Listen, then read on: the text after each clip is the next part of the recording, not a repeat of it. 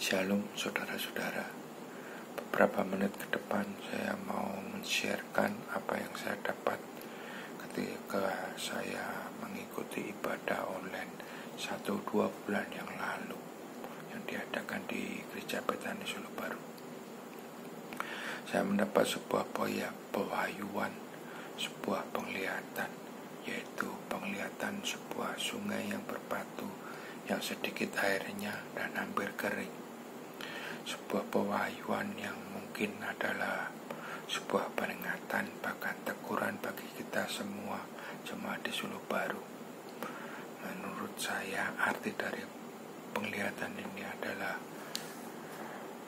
air itu berbicara firman Tuhan. Dengan pewahyuan ini Tuhan sedang memperingati, bahkan menegur saudara dan saya. Kita jangan sampai kita mengalami kekeringan rohani atau kekurangan firman Tuhan. Kita harus berusaha mendapat firman itu, meluangkan waktu membaca firman di mana saudara berada dan mengikuti kebaktian online yang diadakan oleh Gereja Betani Solo Baru. Agar pewahyuan tersebut tidak terjadi atas diri kita dan jemaat di Betani Solo Baru pada khususnya. Mungkin dari tim pengembalaan bisa besuk dari rumah ke rumah jemaat, memberi firman bagi mereka yang gak bisa ikut kebaktian secara online.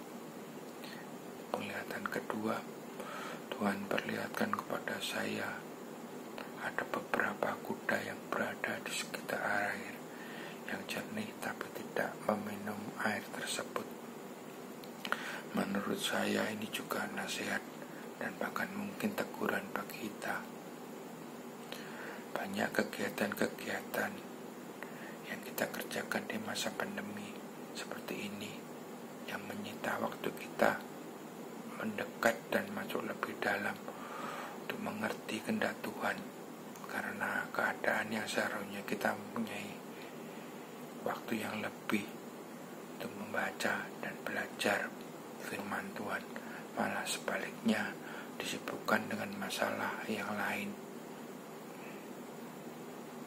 Kita diciptakan tubuh, jiwa, dan roh.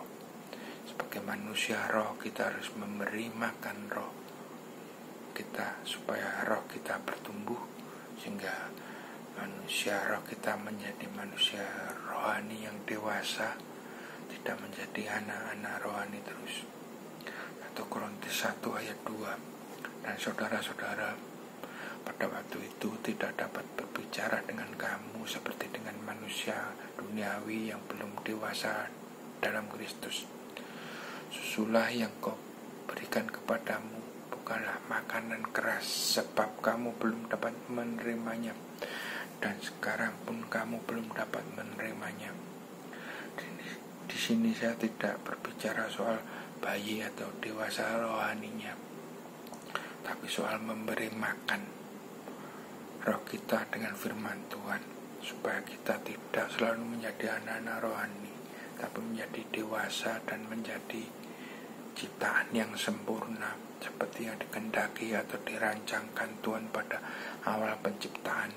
Di Kejadian 1 ayat 26, berfirmanlah Allah, baiklah kita menjadikan manusia menurut gambar dan rupa kita, supaya mereka berkuasa di atas ikan di laut dan di atas tanah, atas seluruh bumi dan di atas segala binatang melata yang merayap di bumi.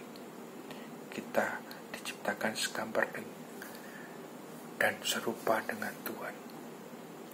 Kita harus sadar bahwa roh kita memerlukan makanan, sehingga manusia roh kita dapat bertumbuh dewasa dan sempurna seperti Tuhan Yesus sempurna. Tanpa kesadaran atau pengertian ini, pertumbuhan roh ini kita akan terhambat karena roh kita kekurangan nutrisi firman Tuhan. Dengan banyak membaca firman Tuhan, maka lama-kelamaan kita dapat mengerti kehendak Bapa, karena kehendak Bapa ada di dalam firman-Nya. Seperti yang Yesus berkata, makananku ialah melakukan kehendak Bapa-Ku di surga.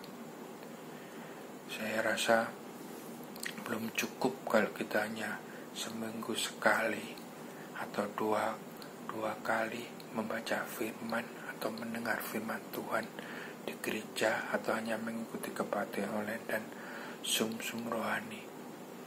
Kita harus bisa merasakan, kita harus juga mempunyai kerinduan untuk membaca firman itu di mana kita berada. Kita harus memberi makan roh kita dengan firman, seperti kita memberi makan tubuh jasmani kita. Kita juga harus memberi makan roh kita dengan firman Tuhan, sehingga pertumbuhan roh kita semakin hari semakin nyata. Bapak Ayuan, yang ketiga yang saya dapat ketika pertama kali orang Solo terkena corona, Roh Kudus menyuruh saya mendeklarasikan doa Yabes 1 Tawarik 4 ayat 10. Kiranya Engkau memberkati aku berlimpah-limpah dan memperluas daerahku, dan kiranya tangan-Mu menyertai aku dan melindungi aku daripada malapetaka, sehingga kesakitan tidak menimpa aku, dan Allah mengabulkan permintaan itu.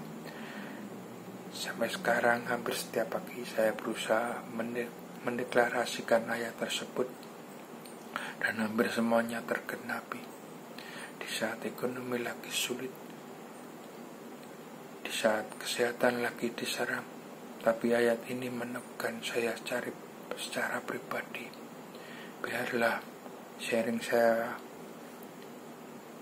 pada sore malam hari ini dapat menjadi berkat bagi saudara-saudara. Terima kasih. Tuhan Yesus berkati. Amin.